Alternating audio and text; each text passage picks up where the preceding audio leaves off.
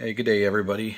I wanted to make a video and discuss the setup, the enclosure that you're going to utilize for newly hatched dwarf monitors.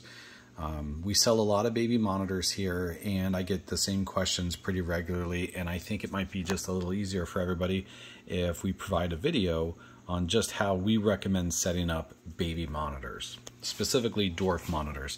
Now this enclosure just happens to have two baby black-headed monitors, but this a similarly set up enclosure would be perfectly fine for literally any Australian dwarf monitor. And the first thing I want to point out is your lighting. Now you can have a dome fixture that sits on top of like your basic Exoterra and whatnot, and those work just fine. I, however, have this enclosure set up specifically to accommodate the temperatures in this room of my house, and that calls for a solid top on one side, and then I tape the majority of the screen side on the opposing side of the lid. And I do put up more tape or less tape depending on the season and the rising or falling temperatures in this room. So that said, I use these small Philips 39 watt replacement, little floodlights, and I use one UV bulb, the coil bulb. Not for any reason other than the fact that it's easy to accommodate in this sized enclosure. On the back, you can use the pre-supplied backgrounds that come in like these Exoterra or similarly sold enclosures. Just make sure you seal up the seams entirely so that the babies don't get behind the wall and get exposed to lower temps for too long of a time, which can be fatal actually. What I do is I just made a plywood form, very simple, rudimentary, nothing special about this. And what I did is I covered it in thin set, commonly bought at any hardware store, and it gives it a bit of a texture so that the babies can climb on it easily. Now for substrate, I use Reptibark in all my dwarf monitor enclosures, and I give between a 1/2 inch to 1 inch of substrate, and that is because I do not want to promote burrowing in these enclosures for babies. And again, the reason is because I don't want them to expose themselves to cold, lower, damp temperatures for an extended period of time, because it can be fatal for them.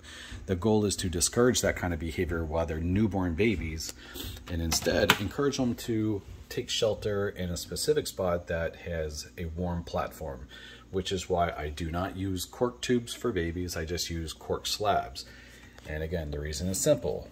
I can easily remove it, I can easily find them, and they will naturally hide in this spot, which is temperature regulated by the basking bulb shining right down on them. So it's pretty simple. As you can see, the little blackhead monitors were hiding there, which is predictable.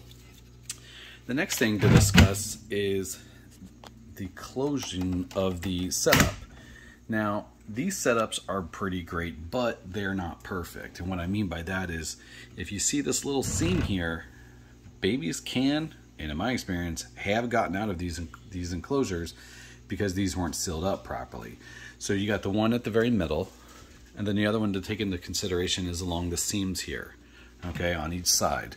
They're not big, but if you look, it's big enough for a baby to get his snout in there, and if a baby can get his snout in, usually they can get their whole head in. So it's advisable to seal those up. What I like to use is something real simple. I use a piece of blue painter's tape. Nothing big, I mean, we're not going crazy here. We're just gonna run it up the side and put it up. We're gonna do that on both sides. And then I'm gonna use a longer piece of blue painter's tape, and I'm going to apply that to the front. And again, the objective is pretty much the same. Seal up the seam. Now obviously I'll move this and I'll get it all over to the top, but you get the point. So seal up your sides that are access points for them to escape, because these little guys have 24 hours a day to roam the enclosure, and if there is a deficiency, a spot for them to utilize to escape, they're going to exploit it. They're absolutely going to exploit it. So be very mindful of the tiny little cracks and crevices in which a baby could possibly potentially escape. My general rule of thumb is, if you can get anything in between it, like, a folded paper towel or something, of that thickness of like 2-3 millimeters, then you probably want to seal it up. And once they get to be about, give or take, a month old or more, you can upgrade them to a larger enclosure. And what that looks like for me is this next set of enclosures. Now these enclosures are made of 3/4 inch thick plywood. It's pressure treated so it's not going to rot. The interior is sealed with a West System resin, so the floors will not soak up the water. Again, I'm going with have just a light covering of the Reptibark chips. It smells good, it holds moisture well when you mist it, and it does not encourage the babies to burrow in it. So this enclosure is empty, but again, same principles applied. I got a basking platform. In this case, it's just 2 bricks, the same 39-watt bulb, and a cork slab there to encourage them to hide in that spot if they want to stay warm. I also offer hiding spots because they're bigger and older and easier to thermoregulate themselves away from the heat source. But it's always going to be cork slabs, never cork tubes. And the reason for that is because I don't want to have to like drag them out of it against their will. This, I can just lift it up, pull them out, pack them up for shipping, so on and so forth, and it's not stressful for them.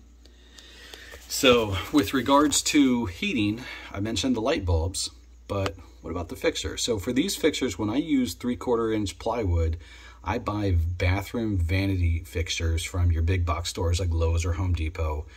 And it's very, very simple. You can buy them 3 bulb, 4, 6 bulb even. I buy the 3s for this size enclosure and it works really, really well.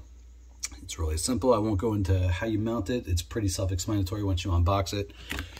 And if you don't know, hire an electrician so you don't burn your house down. That's not going to be good for anybody. So now, watering cups. So if you have a watering cup, the crickets are going to climb in there and they're basically going to drown. So what I do is I fill it with oak leaves, which are not going to encourage any mold or mildew or anything like that.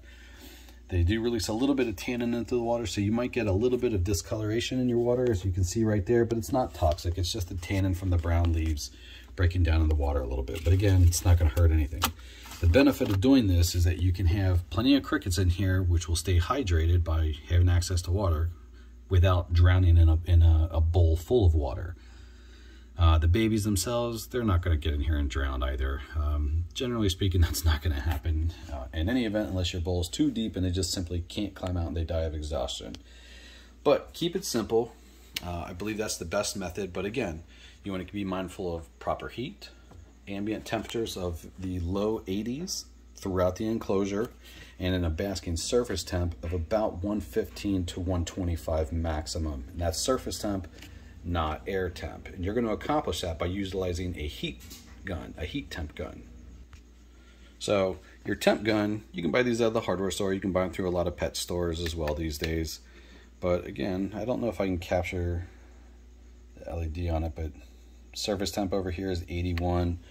I don't know what that surface temp is going to read right now, but let's see. Yeah, all right, so it's close to what I'm aiming for. It's 111. So that's plenty good enough for babies to bask and not turn themselves into, baby beef jerky.